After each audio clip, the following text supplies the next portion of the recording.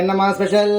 இன்னைக்கு நம்ம வீட்ல நல்லா எண்ணெய் மிதக்க எண்ணெய் கத்திரிக்காய் குழம்பு தான் வச்சிருக்கேன். அதுக்கு சைட் டிஷ்ஷா அப்பளம் மட்டும் இருந்தா போதுங்க, ஒரு தட்டு சோறு சாப்பிடலாம். இந்த குழம்பு வச்ச கடாயில இப்படி சோறு பரட்டி இப்படி சாப்பிடுற சுகம் இருக்கே, அடடடடா. அப்படியே இந்த கத்திரிக்காய் வச்சு இப்படி சாப்பிடணும். இந்த குழம்பு எப்படி செய்யணும்னு பாத்துலாமா?